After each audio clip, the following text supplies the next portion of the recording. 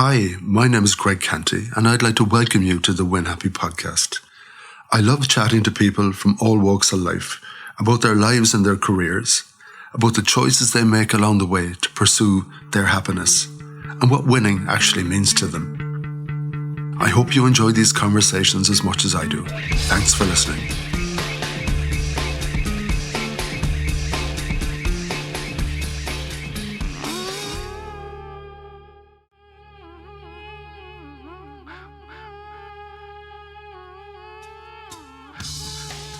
On today's podcast, I chatted with Roger Overall, the founder of Show and Tell. Roger has spent a lifetime telling stories as a cartoonist, an illustrator, a photographer, a journalist, a videographer, and a podcaster. We spoke about the importance of telling your story and not leaving this to chance. The chance for people to misunderstand and believe something that is not accurate. When it comes to your story, you really need to be in the driver's seat and not a passenger down the back of the bus, surrendering control as to what direction your story can end up going in. Roger spoke about his own story, the impact of living in different countries, and some of the storytelling tricks that he uses to get the attention of the audience. Let's hear from Roger.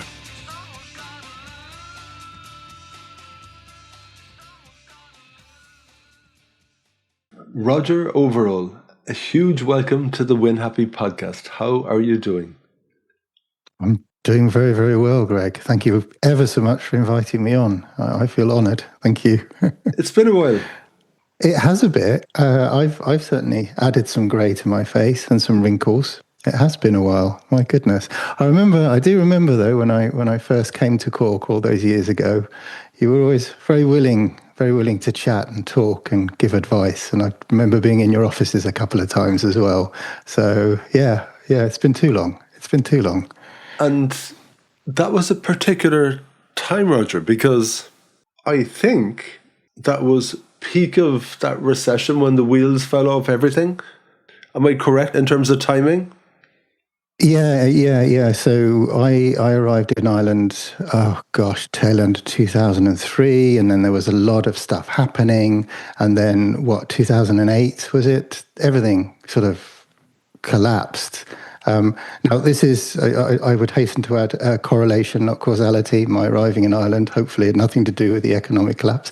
But yes, it was a tricky time, I think, for everybody in the creative industry, because almost in a way, and in marketing and in PR as well, I think, it's almost like we're seen as a luxury.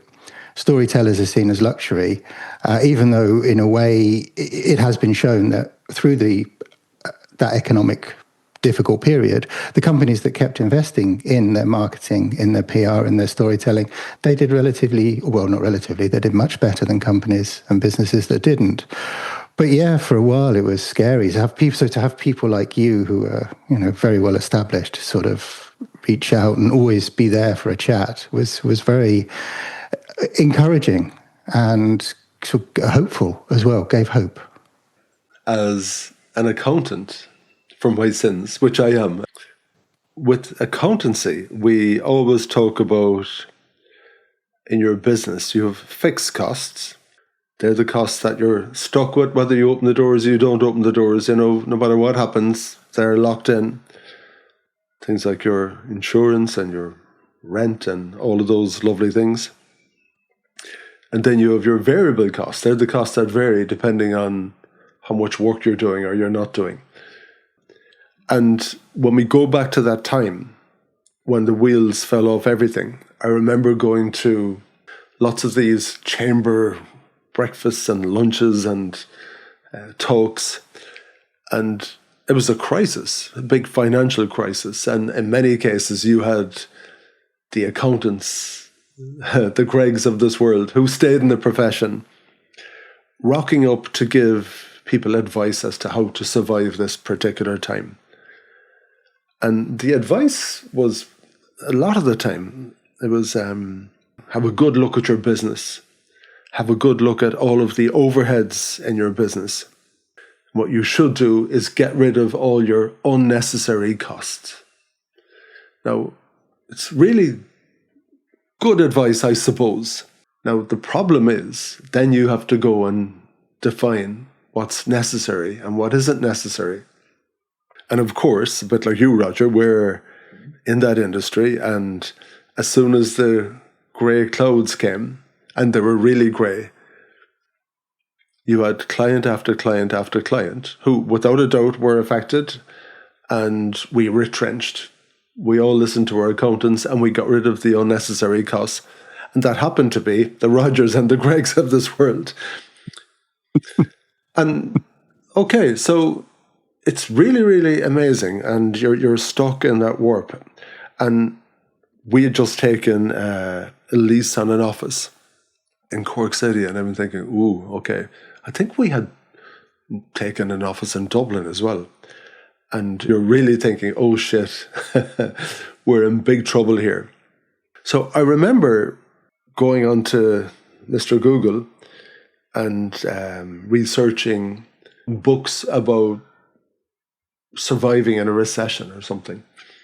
And I remember getting a particular book, and it really, really helped me. It was called Storming the Recession. And the basic principle was, this is a unique time. It's not normal trading. Everyone thinks differently. And the minute you accept that it's unusual and embrace the opportunities that that can bring, then you're on the right foot. And the simple idea was, you need to accept that it's different. You need to ride the storm. And instead of putting your head down and being super focused on all of your costs, keep your head up and look for the unique opportunities that a storm will bring.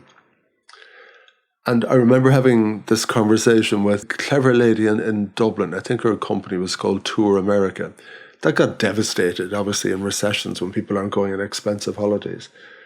But she took a similar approach. And what she found was that all of her competitors retrenched. None of them were advertising. They were all busy cutting costs. She continued to advertise, and what she found was two things. One, she was getting great deals. So what she was getting before for, I don't know, €1,000, she was getting double that. And also she had the playing field to herself because all of her competitors had pretty much stopped. So she continued. She was getting great value. So she's probably getting double the advertising output or the marketing output, whatever she was doing, in a marketplace where everyone else had retrenched. And even though there's a recession and even though the trend is going against you, well, that trend doesn't have to be in your business. It really doesn't. So that was one thing. Sorry, I'm hogging the mic now a little bit, but it's important in the context of the conversation that we're having about storytelling. So the accountant, myself, when you're processing this scenario about fixed cost and variable cost, I went, no, that's not how you should be looking at it. In your business, you have positive costs and negative costs. So the negative costs are every single check that you write, including your own time, the check you do with your own time, your own resource, and what you do with it. Are you busy on minding, trying to cut costs, but all of that activity is kind of negative? It's not going to do anything to get the wheels turning in your business. And the other costs are positive costs. And they're your time, your energy, yes, your checks, any of that overhead that goes towards making the wheels turn in a positive way. So the trick isn't to spend more money, because the accountants are right to a degree. You do need to start spending less, absolutely. But if you separate your costs between positive and negative, and the challenge is spend as much as you can on positive costs, even if that's a percentage. Regardless of the ultimate number, if you're spending 1,000 a month, 5,000, 10,000, your task is to make sure as high a percentage of that as possible is on positive costs. And when the accountants are standing up saying, in particular, when it's a tough time to find any business, if you're going to suddenly stop telling stories, about your business to your audience, you're not going to find new customers. Okay, you might say, I'm going to cut out everything. I'm going to rely on my legacy business. And as sure as eggs are eggs, one customer closes, another customer moves on. So your legacy business gets less and less. The minute you stop being positive, the minute you stop promoting yourself, the minute you stop telling that story about your business, then you're left with the business that's just shrinking and shrinking and shrinking. So at all times, you need to be telling stories. So after that long-winded spiel about storytelling, I'd now like to properly introduce Roger, who has a business called Show and Tell, which is all about storytelling. It is indeed, it's all about storytelling. And I mean, what you're saying there about if you stop telling stories about your business, you can see that impacting on the volume of business you're getting. But it also, as you were saying it struck me that storytelling doesn't have to be massive advertising campaigns. It can also be small things. Just going back to that period when we were all struggling and maybe budgets and advertising budgets were smaller, and especially if you're a smaller business, but you still have the ability to go out yourself and tell a story. You still have the opportunity to go and meet people and tell your story.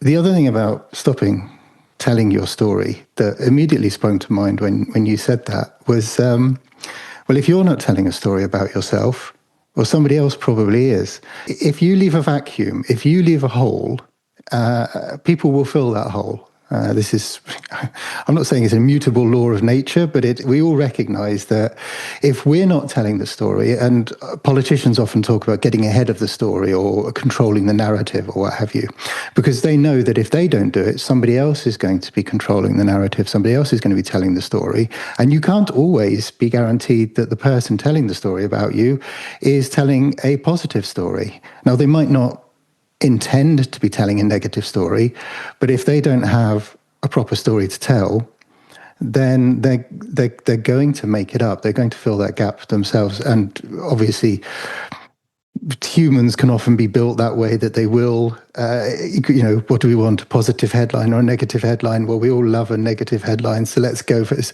says the man who's now appearing on, the Positive Think Happy podcast, the Win Happy podcast. But so if you're not careful and you don't tell stories about yourself, not only will somebody fill the void for you, but they might fill it in a very negative way. And there's a concern. So you don't.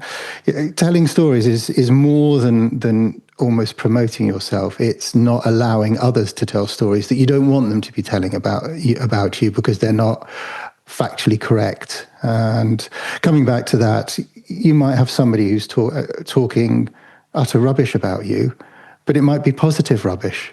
I mean, they might love you and they're talking nonsense, but it's putting you in a very good light. And those are people who obviously want to tell stories about you that you can take aside and say, well, look, let me help you get the story straight about me. If you want to talk about me, could you mention these things? So and really, I suppose what I've strayed into there is that the stories that other people tell about you are far more powerful than the stories you tell about yourself. But at least the stories you tell about yourself, you are in full control. So why wouldn't you take that action, even at a small level where you might be having a coffee with somebody one-to-one to tell your story? We talk to our clients about being in the driver's seat of your story. You don't want to be a passenger down the back, and before you know it, the driver's taken a left or a right, and you're desperately shouting up there, no, that's not who we are. And we're talking about a positive side or a negative side. But a lot of the time, it's an accurate story. It's simple things. We used to always take our team for lunch every Friday. We used to call it Fusion Friday. And of course, come 12 o'clock on a Friday, the conversation would always go around the office, well, where will we go today? And, the different suggestions will come up, and back to that storytelling example, I remember someone saying, oh, let's go to the Woodford. And you go, they just do soup and sandwiches. And then someone pipes up, no, Greg, you're wrong. They had a brilliant new chef. They took the chef on 2 years ago, They're now doing amazing lunches. But the thing is, the story in my head, at a very simple level, is that's the place that used to do soup and sandwiches. And unless that business works really, really hard to change the story that people have in their heads, I think that's even a more difficult one. I kind of say to all of our clients, we move really, really quickly. It's fight or flight. And to move in the world in 2026, you need to put things in a box. That's a soup and sandwich place. That's a place where it's fine dining. That's a place for a bun and a coffee. We have to process in that way. And I know even down to walking late at night and you're walking down an alleyway. We don't have time to go in depth about every single person that we're passing. If you think something looks a bit risky, you don't have time to process it. You walk to the other side of the road. That's how we need to roll in life. And we process things very, very simply. So when it comes to marketing and everything else, it's really, really important that you make it simple for the person who's doing the buying, the person who's interpreting your business, because you have to make it simple because life is too fast. I completely agree. And that brings me down so many avenues in my head. There's, on the one hand, there's yes, you want to be in the driving seat, but we all know that you can't just put somebody in a driving seat of a car. They need to learn to drive. Yeah. So the equivalent, I suppose, with the story is, well, you need to get your story straight. And of course, there's a whole piece there about building a proper story in terms of what you want to achieve. That's the story side of it. And then you've got the telling side of it. You could have a great story, but told badly or incorrectly becomes an ineffective story. So there's that side of it as well. And then the other thing that popped into my mind was the shorthand almost for, well, the Woodford, that is soup and sandwiches. Well, actually it's not. Is that highlighting that people do need that shorthand very quickly. And so I have a friend in the Netherlands who is the world's first professional plogger. Now, a plogger is somebody who picks up litter while they're running. And that's all he does. That's all he does, and that's all he talks about. So when you think of Paul Way, I'll give Paul a plug, Paul Way of Life, when you think about him, all you think about is plogging. But on top of that, he also, because, okay, you've got your story, but coming back to, which is a great story, I mean, professional plogger, he went to... one of the stories he had is in the Netherlands. You go to your local chamber of commerce to register your business, and they sat him down, and he was talking to a bureaucrat, a civil servant who obviously is their whole life is forms and box ticking. And here comes somebody who says, I want to set up a business as a professional plogger, somebody who goes out and picks up litter. Well, guess what? There isn't a box to tick on a form in the Netherlands to register a business for that. It just doesn't exist. So immediately he's telling a story that doesn't fit with the reality of the civil servant. Now, fortunately, the civil servant and their manager were quite clever, because the civil servant said, I don't have a box for that. Give me a minute. I need to go and speak to my supervisor. I went to speak to his supervisor, and the supervisor and the civil servant came back and they said, right, well, we've had a conflab, and we don't have a box for plogging, obviously, but we do have a box for a professional athlete. Now, I should point out that Paul Way is late 50s. So at the age of 57, he now is registered with his local chamber of commerce as a professional athlete.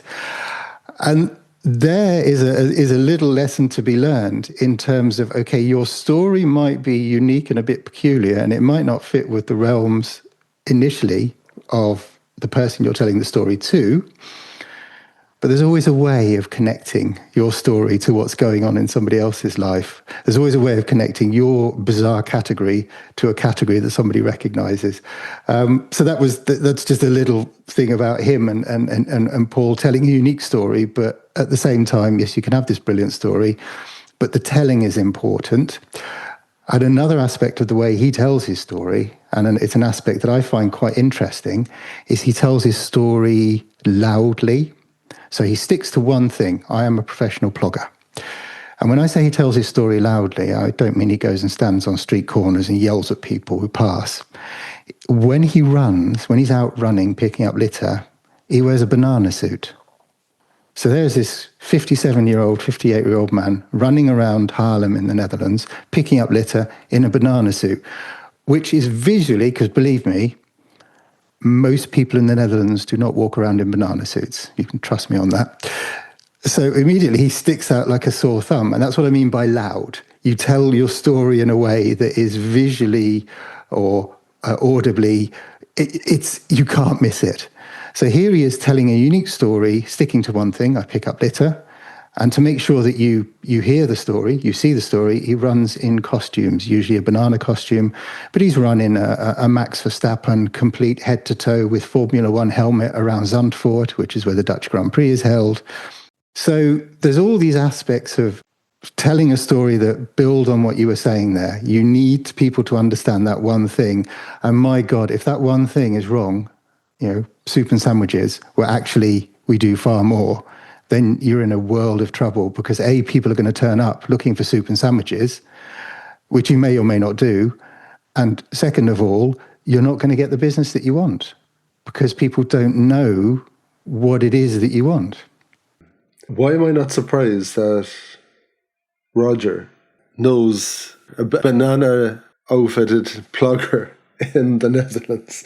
I'm not surprised. So, Roger, on the whole question of stories, I want to find out your story because, in all honesty, I don't know a whole pile about it. Who the hell are you and where did you come from? Oh, goodness. That's a good one. So who the hell am I? Well, I am a storyteller, but let's back up a bit. Born in the United Kingdom. I'm half English. I'm half Dutch. I also have Irish citizenship. So I'm a bit like the United Nations in that regard. I grew up partially in the UK, in England, and partially in the Netherlands. So I am that kind of hybrid person. Met my wife, who is Irish. Did that change you, that half UK, half Netherlands? How does that change a young boy? Very good question. I was 11, or almost 11, when I moved from England to the Netherlands. So I didn't speak Dutch, very different culture. And at the time, now you go to the Netherlands and everybody speaks English. That wasn't the case back in the early 80s at all. So it does change you because initially there's a sense of isolation, but then you get beyond that because obviously people welcome you, make friends, and if you're young enough, you learn Dutch. Now my Dutch is good. It's not perfect. People will pick up on it. Things that I can't do correctly because I was just that little bit too old to learn it perfectly. I'm fluent in it, but I make mistakes. So how does it change you? Well, first of all, not many people in England speak a second language. So having that experience of being able to speak a second language, and in fact, because we lived close to the German border and we watched a lot of German television, I somehow picked up a really decent amount of German as well. So it changed when you realize that there are more languages in the world than English. I mean, you come to a country like Ireland, and of course, there are two languages here as well. That changes your outlook. Living in a different country, and Ireland is the fourth country I've lived in. I've lived in England, I've lived in the Netherlands, I lived in Fiji for half a year, and I'm now living in Ireland. You understand, gosh, I can't say you, I certainly see nationality as a very difficult, complicated thing because I'm such a hybrid. Part of me is English, part of me is Dutch. I've lived in Ireland longer than I've lived anywhere else. I was granted, which I'm very grateful for, Irish citizenship as well. So I have this kind of more international outlook that borders and barriers are things that we've just invented ourselves. Borders and barriers are just stories we tell ourselves. Where do you feel like you're from? Or do you? No. It's the most that I felt at home was in England in between moving from the Netherlands to Ireland. but only in pockets. There was a pocket of time where I felt very Dutch, and I was completely at home in the Netherlands. Then we moved to England again. I felt very at home there. Of course, when I initially, I didn't know any different from being in the UK and in England, so that's where I felt at home then. But now, with all these influences, all these inputs, there's nowhere really that I feel at home because there are so many different influences. So I feel like I'm a stranger wherever I go now, which is a peculiar thing. Tell me about your mum and your dad. What do they do? So my dad was this bizarre thing called a quantity surveyor, which is somebody who, in big building contracts, will look at a contract and see what is required in terms of materials to finish the project. And we're talking big projects here. I mean, he worked in the oil industry in Canada and in the US for a while. So, huge contracts, make a mistake and it's going to cost you a lot of money. So he would go line by line through these contracts. And then my mum, the Dutch half, she was a tour guide for a long time, professional translator for a long time. And then she moved into dealing in antiques. So a very broad range of activities there. And I suppose she's quite adventurous because at the age of, I think, 17, she moved to the UK, to England as an au pair. So, which is obviously how she met my dad. And the conversations around the kitchen table when you were growing up, Roger, what were the topics that you used bounce into as a family? or did you?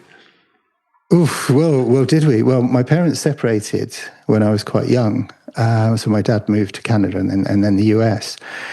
And if there were conversations around the dinner table, it would have been with my stepfather, who was Scottish.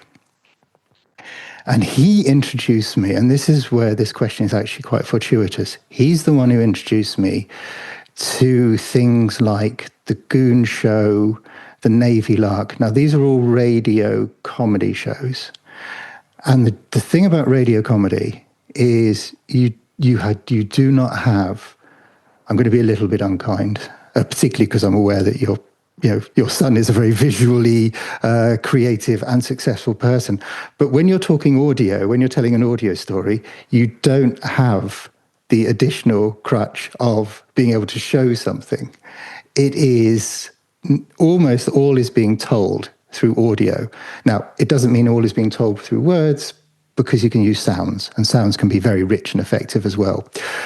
But what it does mean is you really have to concentrate on telling a story. And I loved those series. I loved those audio series, which we used to pick up in Holland from there's something called British Forces Radio, and we'd still be able to pick it up because this was at the height of the Cold War, and there were still British garrisons, if you like, or British troops stationed in Germany. So we'd listen to that radio, and I'd get those radio shows. And it was my Scottish stepfather who he was a good storyteller. He was a gifted storyteller as well. So he'd tell stories, and he would be away a lot because he also, by sheer coincidence, worked in the area of massive construction projects. So he'd be in places like Iraq and Saudi Arabia in the 80s a lot, so he'd be away. But he'd come back with fantastic stories. So that's kind of, I'd just listen, or I'd follow up Monty Python, all these things, all these traditional sort of British quirky humour things that I get from him just introducing me to them and saying, well, you should listen to this or you should listen to that. And radio, especially radio comedy, is something I have a real, love of, simply because it's part of my growing up. And just that telling of a story that actually all happens in between your ears, which is a fascinating thing. So the shifting sands of the family unit, and on top of that, the moving from location to location. I'm trying to compare me to you. I think we're pretty much on the same age bracket thereabouts. And yeah, mum and dad, Cork, boom, that was it. And you had so many diverse experiences, and moving and waving goodbye to friends and meeting new friends, and a father and a stepfather, mother and even within that, I presume there were weekends here and back to dad or back to mum and all that kind of thing. Yeah, quite different. And when you were looking around your peers, was there a lot of stability, and did you feel like the odd person out, or how did all that work for you? Yeah, definitely. Because first of all, divorce wasn't very common in the Netherlands at the time, so that was a bit peculiar. Having a stepfather wasn't very common either. Not being fully Dutch, that was peculiar. So I did didn't quite fit in, but did. It was not that I was ever made to feel like an outsider. That was never the case. Because kids are kids, you make friends and you grow up. And yeah, my surname is a bit weird, and very few people in the Netherlands are called Roger. But there was always that sense. You're right. There was always that sense of, okay, do I belong here? Don't I? Do I fit in here? Don't I? Sometimes I would feel very at home, and sometimes I wouldn't. But yes, there's always been that sense of, and I'm also a little envious of. I notice it particularly now that I live in Cork. Cork people very, very proud. And I've been to my fair share of hurling matches, and I support Cork, of course I do. But to see people have that very clear distinction between, well, we're from Cork, we're not from Kerry, not like that lot, we're certainly not Dubliners, is quite marvellous. But even on a national level, where we're Irish, and have that very clear, distinct thing, where I can go to a football match like this evening, and it's kind of a bit peculiar because I'm seeing Ireland, and I've been fortunate to have been to quite a few Ireland home matches in the men's game, and the Netherlands, who I grew up watching in the 80s. I remember I was so happy when they won the 1988 Euros, and it was like, so there are these conflicts, and sometimes it's just exhausting. It's like, oh my God, pick a side. And that's why I'm envious of people who say, well, I have no choice to make. This is it. It must be so serene for people. It must be people like you, Greg, must go through life with that Zen-like, well, I don't need to worry. I've made my choice. My choice was made for me. Well, it's just that solid foundation. I know myself, at any time where you start to feel a bit uneasy, it's when something is shifting, and it could be to do with work or something in your personal life, or the wider family or whatever. Anytime you feel like the ground isn't solid under you, it's a horrible, uneasy feeling. And I presume if it really is changing at pace, as it was in your case, obviously something to cope with, and maybe probably make you an awful lot more robust than the mollycoddle Greg. So you actually literally take the words out of my mouth. I was going to say, yes, there are two sides to it. On the one hand, I suppose you could see in a child that they'd be eager to please because they're trying to fit in all the time. They're trying to squeeze themselves into, okay, what's this situation now? And now I've got to adapt. But at the same time, you can say, well, somebody like that has grown up learning to adapt, and somebody has grown up knowing that change happens and that change doesn't faze them anymore. I'm not somebody who likes change. If we're going to have a change of plans, if we're going out, and this is my Dutch side, which living in Ireland is hilarious. If we're going to be somewhere at 7:00, well, that's where we're going to be. And inevitably, of course, I turn up at 7:00 and there's nobody else there, because 7:00 is an indication, it's a suggestion. But whereas in the Netherlands, it is a hard and fast rule, not 1 minute before, not 1 minute after. 7:00, that's where we're going to be. So it's not that I'm somebody who enjoys change, but I suppose I've become more adaptable to change. I'm somebody who likes to know about a change 10 minutes before it's going to happen. I don't like the idea of, well, we're going to change now. It's like, oh, that drives me up the walls. But nevertheless, yes, I suppose growing up like that, there is that sense that there isn't a constant. And additionally to that, the acceptance that, okay, there might be something somewhere else. Somewhere, let's move to Ireland, let's move back to the UK. An acceptance as well of, well, we do it this way, but other people do it differently. And that's all it is. It's different. It's not better. It's not worse. I get extremely wound up when people say, oh, we're the greatest nation in the world at doing X, Y, and Z. And you can fill in whether that's Ireland, the UK, or the Netherlands. Because I think, well, that's nonsense. There are people who are good at what you're talking about in all these countries. It gave me, I think, a bit more of an expansive view of looking at people and understanding that, well, we have one way of doing it and they have another way of doing it. And also in my studies at university in the Netherlands, I did anthropology, which has a bit of a negative background, but it does at least look at different cultures, and it teaches you to look at different cultures. And I find that fascinating in terms of, well, how do they do things? And what's their rationale for doing things like this? I'm probably one of the few people in Ireland who has actually spoken favourably about Republican voters, which sounds very weird. But the reason is my dad lives in Texas. He lives in Houston. I've been there many times. And I've sat in a room with Republican voters, and this will shock people. They're just like us. They're just like us. And there are differences. I remember sitting at a birthday party for I think she was not more than a teenager, late teens, nevertheless, and at this birthday party, and the main present from the parents came out, and we got our daughter this, and people were going, that is fantastic, and it was handed around the room like, this is an amazing thing, well done for, what a good gift. And of course, you know what I'm going to say it was a handgun. And this thing is being passed around the room, and everybody's very knowledgeable about the handgun. And it's heading in my direction. I'm thinking, do not give this thing to me because I'm terrified of it. I've never held a gun in my life. But it did give me a sense of, actually, they're behaving as if this is very normal. Now, for us, you and I, this is like the oddest thing ever. On other things, yeah, there's loads of connection.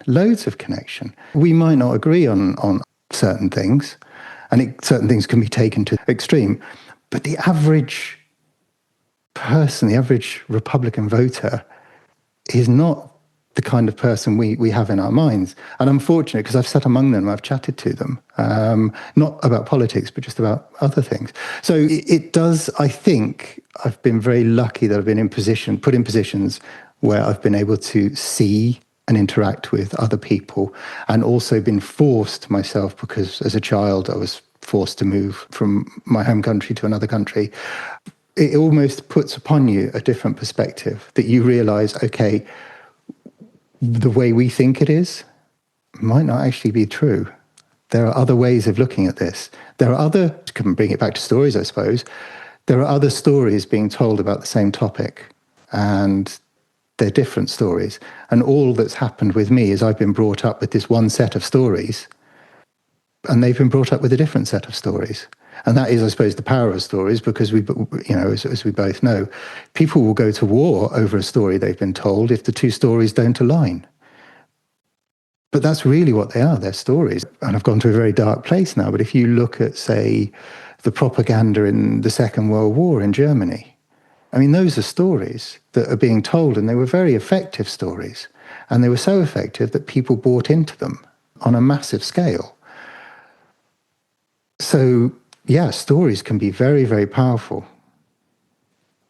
But I suppose, coming back to your question, your point, I am fortunate, and I'm not saying this is unique to me. I don't want to sound like I'm sort of, aren't I amazing?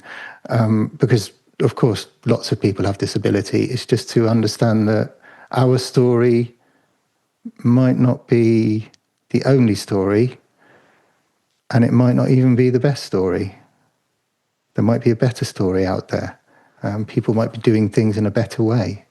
Well, when you're talking about going to a dark place, if you think about it, the stories we were told and the stick that was used to make sure everyone behaved themselves, coming from the Catholic Church, pretty much, was if you do those wrong things, you will go to hell.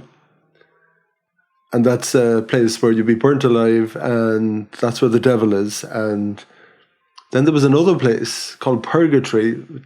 That wasn't too much fun either. You were kind of like in this no man's land, the abyss. We didn't want to be there either. So isn't it fairly weird when we think about politics, and you mentioned the propaganda word. And propaganda is really just spreading a story. It should not necessarily be a bad thing, but it's come to end up having bad connotations. It isn't always a bad thing. But that fear that we use to make people behave themselves, and in particular children, is the exact thing now that's being used to control people.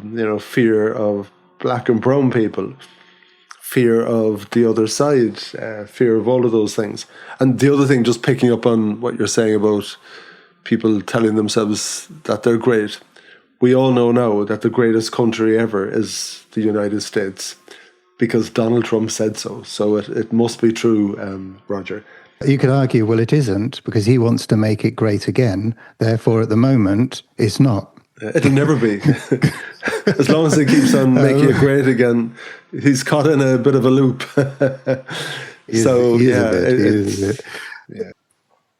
So coming back to, I suppose, the practical side of things, people can use this for their own good, because you can tell stories for good as well, obviously. And I suppose what we're saying, we're just giving an indication of the power of stories in ways that if you use them, you could say in an evil way or not a very benign way, you can see the extreme consequences of what can happen. Fortunately, that also does mean, because it's two sides of the same coin, that if you tell a story in another way, you can do a huge amount of good as well. You can bring about a huge amount of positive change. And I think that's what often gets lost, is we're always thinking about the negative side of things and how, negative headlines, where at the same time we can actually say, well, hang on a second, we can use the same mechanisms to tell a positive story, to tell a good story, and to bring about positive change. Yeah. So before we go there, I want to hear a bit more about your story. So the young lad moving between different countries, can you give me the whistle-stop tour of those experiences, the things you were interested in, and that career path that you followed that brings you to today, and you being that professional storyteller for other people with show and tell? So the short, whistle-stop version is, as I was growing up, I would draw a lot of cartoons from a very young age. Well, when I was 8 or 9, I produced a comic every Saturday morning for my parents. Now, that only lasted a couple of issues. So growing up as a teenager, I wanted to be a cartoonist, and I drew a lot of comics. I was a huge Tintin fan, massive Asterix fan, and that's what I decided I wanted to do. And also in the Netherlands, there was a real culture of respect for the art that goes into telling a comic story. So I was in the right place, and that's what I wanted to do. But as I grew older, I kind of thought, well, I still want to tell visual stories, but I wanted to be far more exciting. I want to be a photojournalist. I want to be a photographer. So my best friend and I went to the open day of the Photographic Academy in the Netherlands, and the headmaster stood up and he said, well, look at the person left to you and look at the person right to you, because 2 out of those 3 are not going to make it. So I look left and I look right, and of course there's my friend's on the right, and I look at him and I go, well, that's tough for you then, because I fully intend to be accepted. I was not accepted and he was. So that kind of broke my heart that I wasn't going to be a photographer, because one thing about the Netherlands at the time, it was to do certain things, you had to fit into certain boxes, very much so. And there wasn't somebody who said to me, oh, don't worry, I've got my list of boxes, and we're going to put you, allow you to do what you want to do, but we're going to put you in a different box, like happened to my friend Paul Way. So I thought, well, I can't be a photographer, and I don't have the talent. It was pretty much said so. I met the headmaster of the college on my way back, waiting on the platform on the train. And I was talking to him, and he basically said, he didn't say it specifically about me, but it basically came down to, well, if you don't get in, you're just not good enough. And I carried that with me, that I wasn't good enough. So I didn't get into the Photographic Academy in The Hague, and I didn't really know what to do. I thought, well, maybe I'll go and work on a kibbutz in Israel. My mum said, no, you're going to go to university and you're going to do English. And I was like, well, I speak English. What am I going to... Anyway, so I did. My mum's quite a strong-willed woman, so I ended up in the Netherlands, in Nijmegen, doing English for a year. I realized that wasn't for me, so I switched to anthropology because that was kind of the academic version of being a photojournalist and traveling the world and seeing all these exciting places, which is how I ended up in Fiji doing my research for my degree. Finished that and I thought, well, that was great. Now I can fit into the box of being an anthropologist. And you'd be surprised at how little work there is for anthropologists. If you open the newspaper at the time and you looked in the anthropology section, there were no jobs for anthropologists. It was, what am I doing? But what I had realised is that in the UK, they look less at what your actual degree is and more at who you are as a human being in terms of your skills and what other things you can do.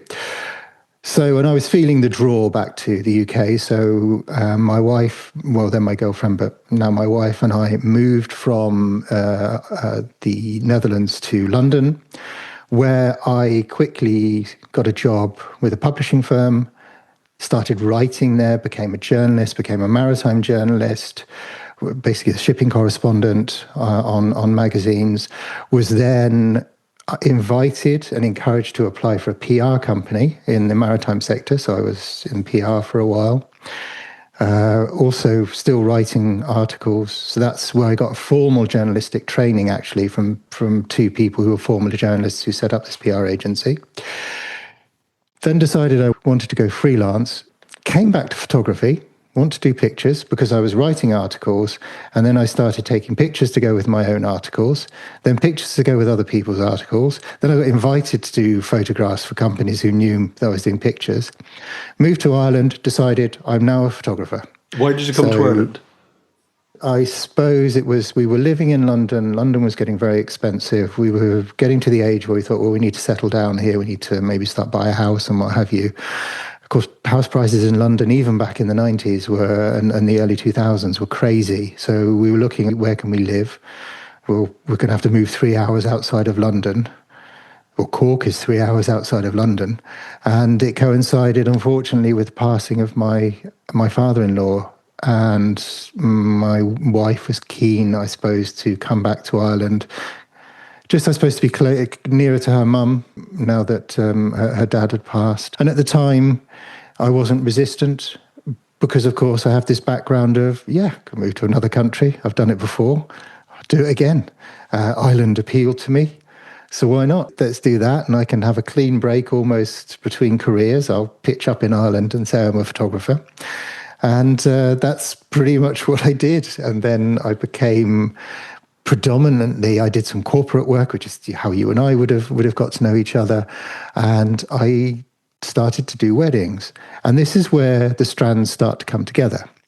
Because I wasn't interested in doing weddings, the posing of people and just telling people and basically taking over their day and directing their day for photographs. I was interested in actually capturing genuinely what happened. Generally wouldn't interfere.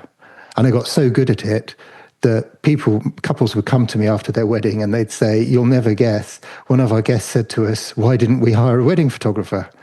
That's how invisible I became. Became quite good at that. I have the awards behind me to prove it. So I'm not being big-headed. Other people told me I was good at it. But burnt out on it because that kind of storytelling, that kind of really in-depth focusing and concentrating so hard on what is happening, because also it's not just taking a picture, it has to be compositionally beautiful, etc., but also the emotional toll of certain aspects of that work. So for instance, one of the last jobs, and it was the job that broke me, is I photographed a birthday party for a terminally ill child. And it was like Make-A-Wish Foundation or something like that had organised it. So it was like all this child's dreams coming true in this one day, which was a day of huge happiness for the child and for the other children there. But of course, all the adults, you could see it in their eyes. You know, yes, it's a happy day, but we all know why it's being done. And, produced a set of photographs I'm tremendously proud of. But it was just emotionally so draining to do it, to realize what really I was photographing.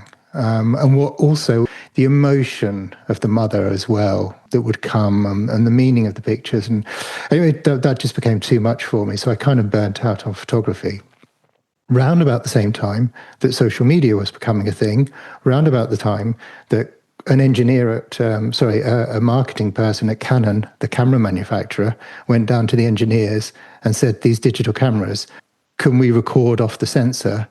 And the engineer looked at the marketing person and went, yeah, of course we can. I mean, what a stupid question. Of course we can do that. So the marketing person said, can I now say that the camera does video? And so suddenly all photographers, we gradually moved into being videographers as well. And because of social media, we had this brilliant opportunity for the first time in our lives to actually broadcast ourselves what we wanted to. We didn't need RTE anymore. We didn't need to be on the BBC. We didn't need to have an article in a newspaper. We could have a blog. We could have a podcast, which came slightly later, but it did exist at the time. We could have our own television channel. YouTube came up around that time as well. We can have very quick interactions with people around the world. So we were able to tell these stories. So I thought, well, this is brilliant. I've got writing capability, photography capability, video capability. I'm now going to use that in this world where I can do storytelling on these platforms, which is way back when social media was a brilliant place to be. Then I got interested in this concept of podcasting, and I think I was one of the first people in Ireland to have a podcast with a photographer friend of mine called Peter Cox. So I've been podcasting forever, and it was just this notion of I can have my own radio show. And from there, I suppose I just had so many strings to my bow to help tell stories. But that's great. Those are strings in a bow that can fire a story, because you fire an arrow, if the story is the arrow. But you've got to craft the story as well. It's got to be something that you... So started getting interested in that, and coming always back to those sitcoms, those radio sitcoms. And also while I was in London, I wrote copious numbers of sitcoms, even had meetings with television channels. Nothing got made. But nevertheless, it was a great environment to be in as a creative, because doors were there to be opened. So got into podcasting, and then I suppose we've created a business around that concept of, well, we can do pictures. And of course, I never stopped drawing. Now my illustration style is pretty rudimentary, to say the least, but it's there.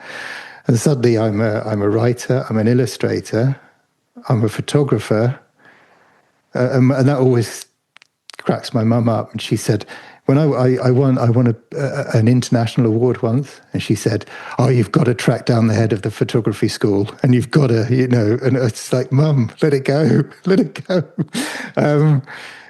Videographer. What have we got? An audio person, moving into animation now as well, stop motion animation. And it's almost too much. It's almost too much. So the shorthand then is to say to people, well, forget about the delivery mechanism. Forget about whether it's written, visual, audio, what it might be. Let's approach it from the story side, because all of those things need a story first. They're just channels that you can deliver, and they're just wrappers. And the wrapper can be a good wrapper, or it can be a terrible wrapper. But let's first of all start with getting the story right. And of course, there's a whole piece about getting a story right, and how you craft a good story, and the elements, etc., etc. And then let's get it told in a way that's going to be the most efficient. And it won't surprise you that, given what I've been talking about in terms of radio sitcom, show and tell leans quite heavily on the quirky, humour, slightly bizarre side of things. And that's, I suppose, if there is anything that sets a show and tell story apart, or that I'd like to think sets a show and tell story apart, is that it is odd, peculiar, strange. And that's not for everyone, but we do have clients who realise, yeah, that's a good use. That's a good way for us to tell a story. And it's not just clients who themselves are a bit quirky. I mean, we used to work for a cafe bakery in Cork called Bite Size, and they'd let me do all kinds of quirky, strange things, which was brilliant.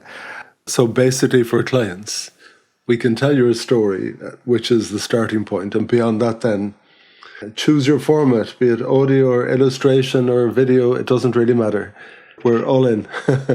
And I do realise, gosh, is that confusing for people? But yes, I happen to have built up this skill set over, as you mentioned.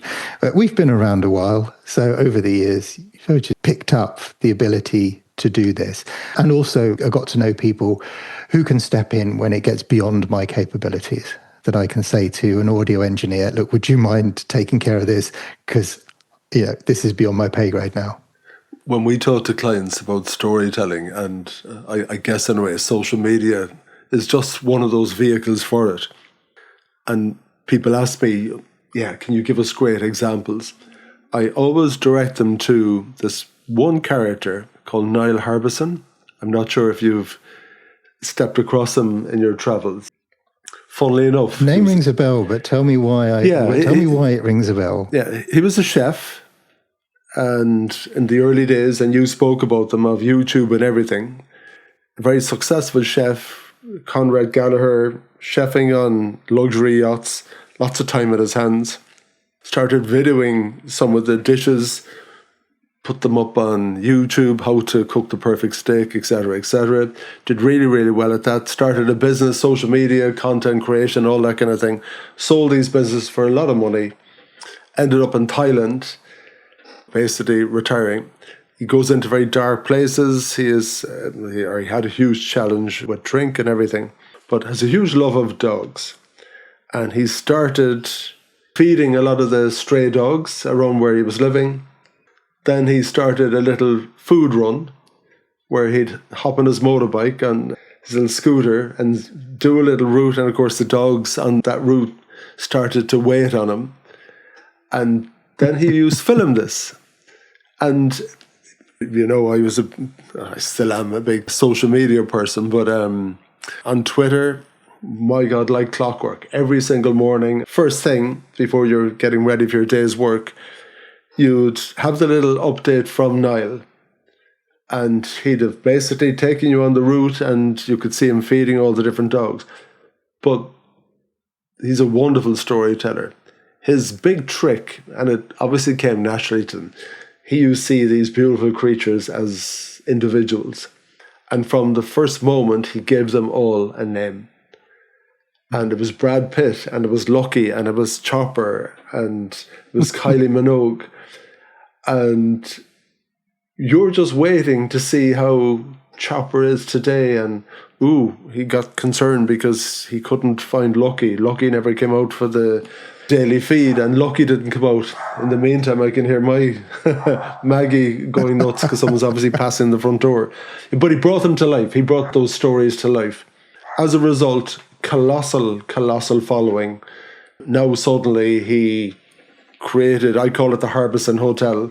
He built a particular place where he can rehabilitate dogs, and he's taken them to the vet, and he employs vets and everything. Yeah, that was one of his storytelling tricks. What are your storytelling tricks? Can you give me one or two big storytelling tricks? Yes. Question. What are my storytelling tricks? I like to grab attention by making an outrageous statement that actually, when you dig into it, isn't outrageous at all. I like subverting something. So, for instance, I often say to people, God, two people got me on my back and one of them put a knife in me. And people go, where did that happen? And I say, an operating theatre. So that's sort of subverting people, because it draws them in. And then when you say, oh, well, this is... And then most people, they're kind of relieved when I say that. And then almost so relieved, they forget to ask, well, why were you in an operating theatre? But so making a statement, and I don't mean clickbait. I don't mean make it clickbaity. I just just subvert reality ever so slightly. So that's one thing that I like to do, and I like quirkiness. I think bring something quirky to the table. So Chateau Neuf du Pape is a wine, and it's made in a particular village. And if you remember one thing about Chateau Neuf du Pape, after listening to this podcast, I hope it's that UFOs are by law banned from landing in Chateau Neuf du Pape. And the law is enforced by the local gendarme and the local forester. And I mean, their reputation must be fearsome, because I honest to God, Greg, that law has never been broken. And it's that kind of thing I like as well. Quirky stories that, because now you've got a connection to this winemaking region. There's a different way in. So I like finding different ways in. So that's one thing that I like to do. Humor or a surprise. Bill Plimpton, who is an American animator, he has Plimpton's Dogma, and he says, make your stories short, make your stories cheap, and make your stories funny. Make them short, because you won't bore people, or your chances of boring people are vastly reduced. By the way, just on that, I'm not one of these people who says, oh, you must keep your videos short because people have a short attention span. You hear that a lot, and it usually comes out of the mouths of the same people who will binge watch 8 episodes, hour-long episodes of a series on Netflix. But really, it's not about length. It's about, is it interesting? And if it's interesting, people will watch it regardless. So anyway, he says, keep it short, keep it cheap, because if you're making it cheap, then it's going to get made. And the reason he says make it funny is because, and that's, I think, the really clever bit, is funny makes it memorable. Now, you might not remember the punchline, you might not remember the joke, but what you will remember is the feeling it gave you. And that's, I think, a key to a good story. And certainly from my point of view, I want to make people laugh. I want to make people feel good. Again, all the way back to that radio sitcom idea. So I think that's a really strong concept: short, cheap, and funny. And then another formula that that I like in terms of stories is go big and go loud. Not necessarily loud, as I said, mentioned before when we were talking about Paul Way. He doesn't shout, but you could say wearing a bright yellow banana costume is visually shouting. So your message needs to cut through. So tell your story in such a way that people will notice it.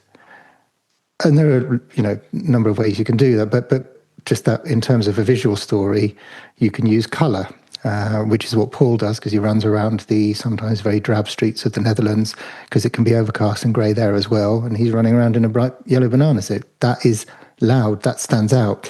The go big side of it is to cut through. You really have to have something that when people hear it, they go, oh, really? Okay, I've mentioned Paul quite a bit, but I'm going to mention him one more time. He ran around the Netherlands last year in May, and he ran a marathon or more every day, and he ran around the entire country for 31 days picking up litter.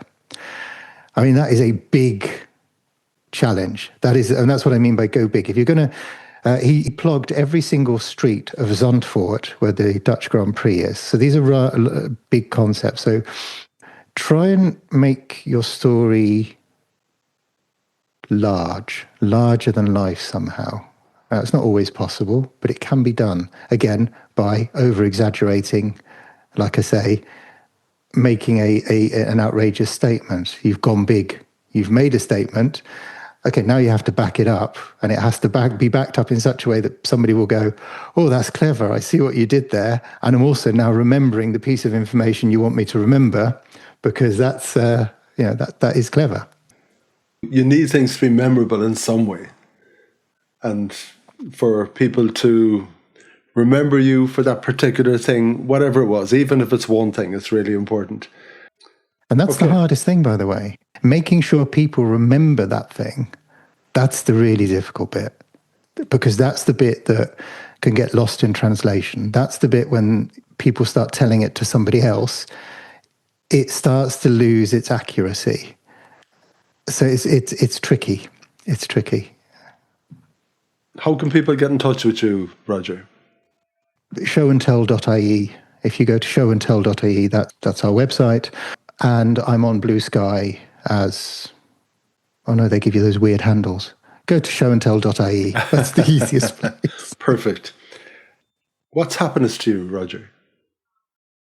What is happiness to me? Oh, that's a great question. What is happiness to me?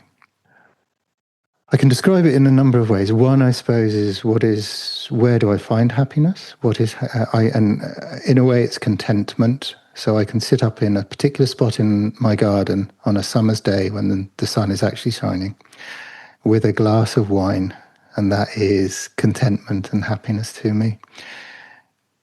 But happiness can also be fulfillment, that I feel fulfilled in life, and therefore I do draw happiness from that, from fulfillment.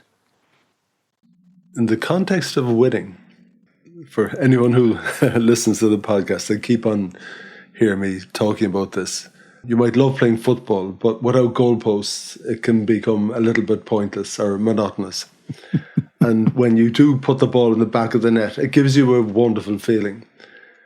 What's winning to you? In the context of your life now, where do you get those feelings? What are your goals? What are you aiming for? Winning for me is somebody who says, I'll give you a very concrete example. And you'll be recipient this year of the Christmas card. I do a Christmas card every year, and I come up with a story that I attach to either Christmas or food, and I do an illustration. And winning for me is when one person says, not only do they look forward to getting the Christmas card every year, not only do they enjoy the Christmas card every year, they collect the Christmas cards. And that, to me, if you can do that as a storyteller, that is winning for, on a professional front. Yeah, I can't imagine that there's any better way to win than somebody who says, I collect your work. For an artist, a creative, wow. So are you still the cartoonist deep down? Is that still the thing that's bursting inside you? Like many people, I suppose, and here we are on the psychiatrist's or the psychoanalyst couch, like many people who want to make people laugh, I suppose it all boils down to wanting to please people, going back to that child who was uprooted and needed to fit in and needed to find a way to fit in different environments and deal with change and constantly have to find a place. So yeah, I suppose I have never progressed beyond the child who wants to make people laugh. And if I can do that with an illustration, fantastic. Yeah, and I wonder, in truth, and that's a very clever observation, are we all essentially the same? And things we do and the circles we move in, but deep down, we don't change a whole pile, really. No, there is that theory that everybody is a 12-year-old. Yeah, maybe it's right. So for me, winning happy and the whole idea of the podcast is figuring out in your life the things that make you happy and getting closer and closer to it. And so taking that as an idea, what was the best choice you've made in your life that brought you happiness? Oh, gosh. I know this sounds corny, but it's without a shadow of a doubt. And it's not even a choice I made. It's a choice somebody else made. They chose me. So I have the most amazing wife. And that, I think, would be the thing that has brought me most happiness in my life, is having her in it. And like I say, it wasn't so much a choice I made. Can I just ask you, Greg, just reverse the question? What does happiness and winning mean for you? Have you ever had the opportunity to express that on the podcast? Oh, God almighty, Roger. I'm 367, 68 episodes in. I keep asking that question of my guests. It's like the Holy Grail. Am I any closer to discovering what that is? In all honesty, can I think about which episode it was? I had a particular person, lovely, lovely, lovely woman, and her husband, they went and they started a vineyard somewhere. I think it was in Eastern Europe. And what she described, I think, is probably the closest I've come to kind of recognizing that myself. It's a lovely state of contentment, but that's not you nodding off and being asleep. It regularly is spiked with something that fires you up and gets your attention and gets your blood flowing and gets you interested and engaged. And for me, it's that mix of those two little things that for me is happiness. Always having something that's spiking you and, oh my God, let's chase that down and let's do this. As well as those gorgeous feelings of relaxation. That for me, I think, is my version of happiness. And to think you're always nudging to. And I think as we move through life and through different phases and all that kind of thing, you do a lot of that adventurous stuff at an early stage. You take a lot of risks, and I've done loads and loads of all of that. At times it takes you to very scary places, from a business point of view and everything. Ooh, where you've got that tight knot in your stomach where you're hoping something will turn out okay. And probably as you get older, you get a little bit more risk averse and all that kind of thing. But yeah, so you're probably veering more to that contentment stage and appreciating that. But yeah, getting the balance right, I guess, is probably that ongoing quest for all of us. So am I getting closer to it or further away from it? I have no idea. We're still figuring it out, Roger. Thanks for asking me the question. And what about winning? Just to complete the set, the duo, what's winning? Oh, the what does winning. Winning look like for you? The winning, in all honesty, I think being recognized for doing something. And when I feel like I'm being recognized for doing something, that for me is winning. There have been times where I've been recognized for doing particular things. It's all well and good. We're doing good work for clients and all that kind of thing. That's fine. I get that sense of winning when the business is doing well. But deep down, is it really winning for me? In all honesty, it probably isn't. So in terms of being recognized for something in a way that I would say that's winning. Yeah, I'm not even close to it. And I don't know what's going to bring me that feeling, but that for me is what winning is like. And I guess in a way, it's probably nearly a legacy thing. If you kick the bucket at some point, you'd like to be remembered for something. That's my answer is probably rooted in that idea. And yeah, nowhere close. And I've no idea what will bring me closer to that point. So there you go. It's a journey, isn't it?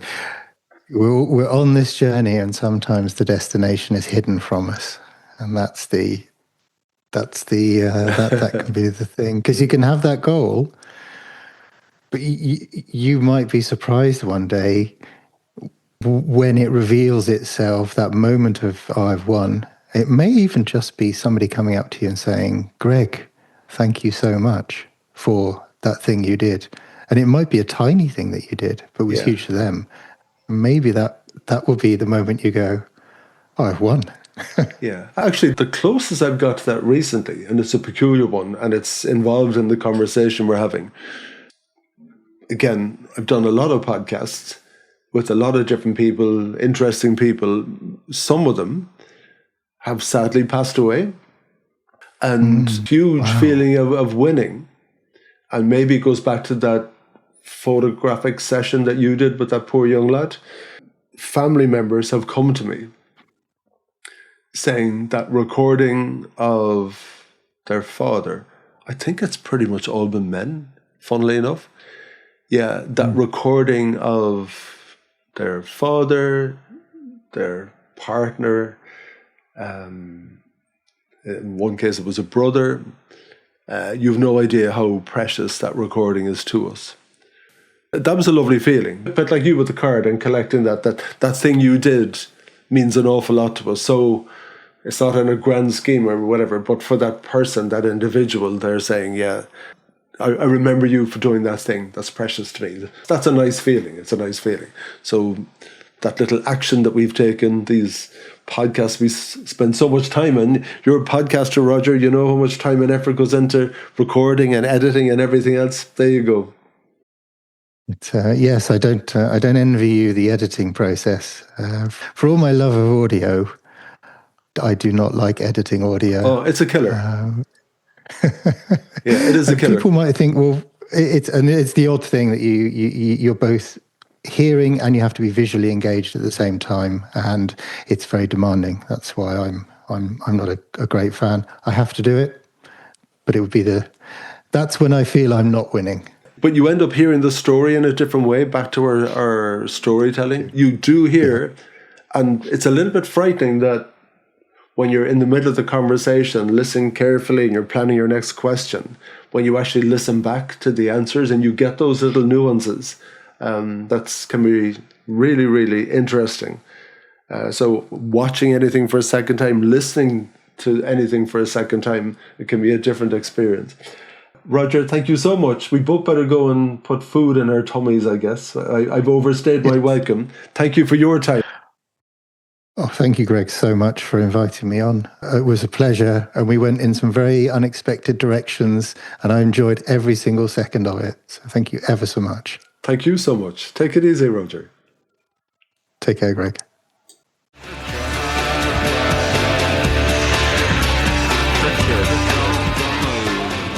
Thank you for listening to the Win Happy podcast, which has been brought to you by Fusion Communications. If you'd like to get in touch, feel free to send me an email at greg@fusion.ie. So until next time, take it easy.